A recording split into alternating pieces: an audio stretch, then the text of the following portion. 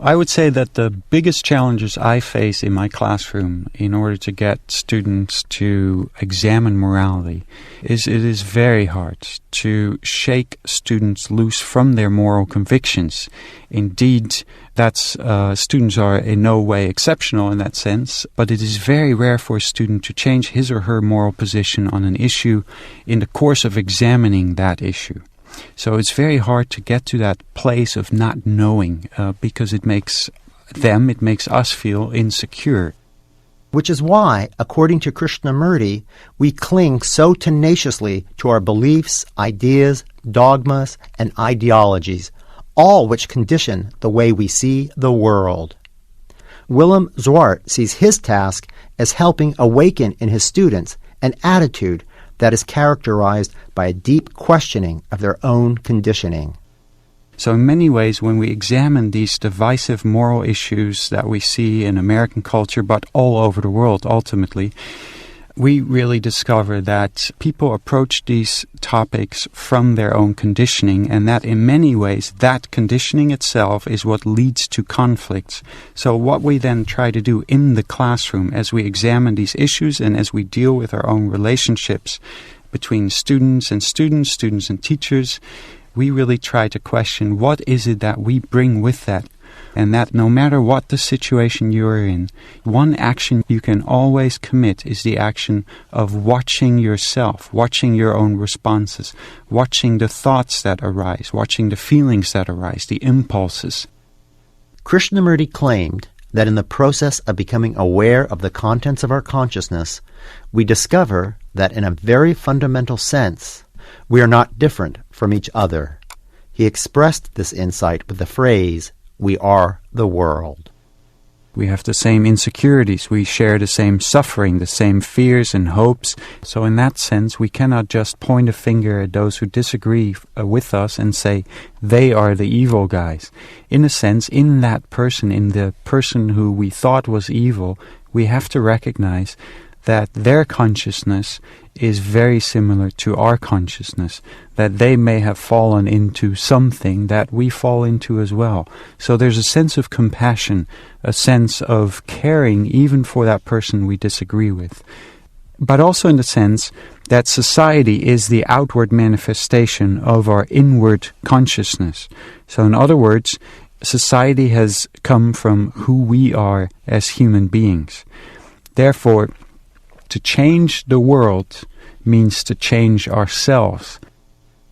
Krishnamurti's focus on the self and its conditioning is rooted in an issue that is central to his teachings. What kind of mind is capable of responding adequately to the disturbing state of the world, and what are the obstacles to having such a mind? This is not unlike a scientist who, before studying a phenomenon, looks to the quality of the apparatus that will be used to observe it. After all, if I want to peer deeply into the starry heavens, I will need to make sure my telescope is capable of seeing a greater distance than 5 meters. Also, I will constantly be cleaning the lens of my telescope to make sure it is free of dust and smudges. Krishnamurti claimed that likewise we must clear our minds of any conditioning that distorts our ability to see with clarity. His emphasis on the importance of clearing the mind is not unique. Eastern religions, like Buddhism, also stress the importance of a still mind, free of impediments that cloud perception. However, Krishnamurti is unique in insisting that there is no method, formula, practice, or technique that one can use to free the mind of its conditioning. According to Krishnamurti, this freeing of the mind only happens through what he called choiceless awareness.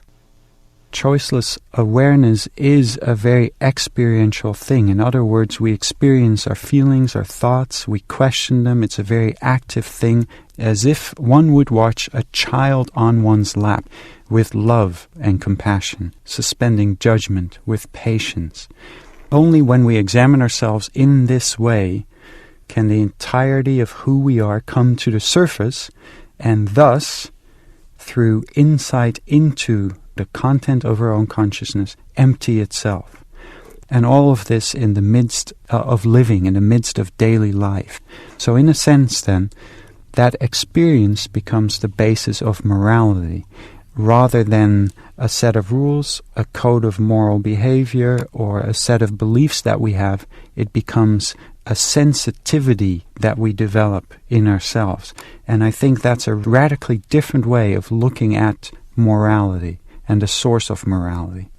In a sense, we're talking about a living morality, I guess. It's a creative morality in a sense, as opposed to what would you do in this situation? Well, we don't really know what we'd do in any situation. We can theorize, but what's important is what we're doing in this situation. Absolutely. I think an awareness of what is going on right now in ourselves, in a situation, in others, brings often with it a certain action, and that action will often be very appropriate to the situation rather than to our preconceived sense of our ideological stance in life, our moral codes, perhaps what our parents have taught us or our society has told us to do. That action is a very different action. That action in and of itself has a quality of deep abiding love. And that love, which is expressed as sensitivity, as compassion, that love will act in the world through us, and with that comes a great sense of responsibility.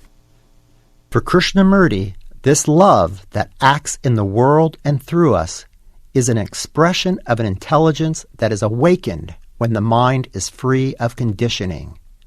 Krishnamurti is not alone in suggesting that there is an intelligence that flowers when, quote, the mind discovers its fallibility, when it discovers what it is capable of and what it is not.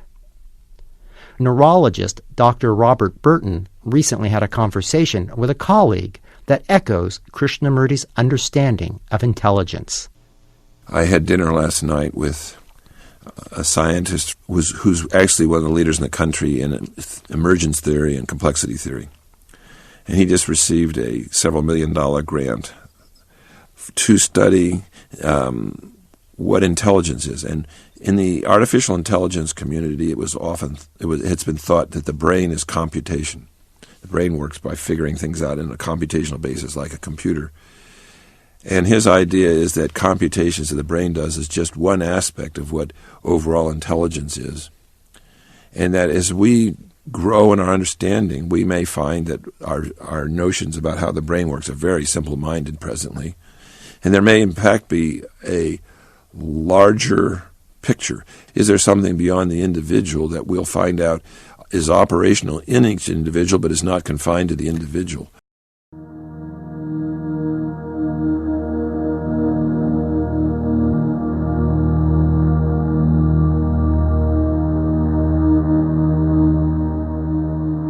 The discovery of something that is operational in each of us, but not confined to any one of us, sounds, well, like something that mystics from different religious traditions have spoken of through the ages.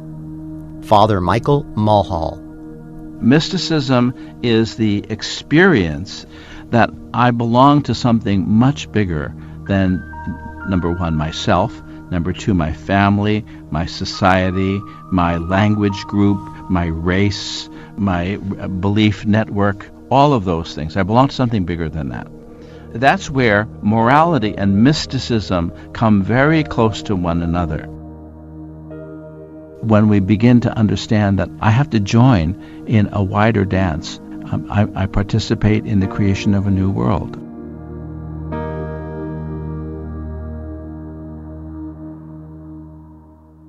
I think most neuroscientists would accept that the self is an emergent phenomena that arises out of multiple aspects of brain function that occur in the unconscious. And that includes personal memory, autobiographical stories we tell about ourselves, many of which are fictions. On the one hand, that can lead to a sort of postmodernist relativism that nothing really counts. But at the same time, it can lead to a more, I don't know if the Buddhist is the right word, can lead to a sense that the self is really an illusion. To the extent that you lose your personal sense of belief in your individuality, you might be better able to dispense with the us versus them paradigm. I don't know if that's true or not. I'm hopeful that that's true. In my mind's eye, I see myself walking down a road. I come upon a large sign. It reads, "The hour is upon us. Repent now." Then something mysterious happens. The H in hour disappears, leaving only the letters O-U-R. The sign now reads, "The hour is upon us. Rejoice now."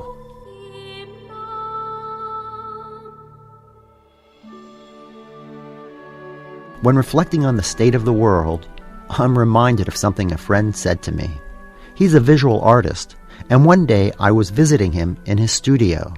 He was working on a new painting, and I asked him how it was going. He replied, "Well, sometimes it looks like a piece of crap, and other times it looks brilliant. It all depends on how I squint at it." I'm not sure where the world is headed. I squint one way, and I think that maybe things aren't as dire as they seem. Other times I can't help thinking that we're headed towards a future of unparalleled catastrophe. And if we are, we just might see the issue of moral certainty in an entirely different light. Professor Susan Dimmock. If the world suddenly was very different than it currently is, what we believe to be morally good or right now might be radically different. Our morality is based upon the possibility of mutual cooperation and mutual benefit. If the world was such that we were in a life and death struggle with every other human being, a lot of the things that we think are moral truths right now would not be true there, because we would be in a kind of lifeboat situation. Other people would stand in the relationship with us not as potential partners, cooperative partners, but rather as direct threats. Well, that would be a radically different world than we currently live in, and what would be morally required of us presumably would be radically different.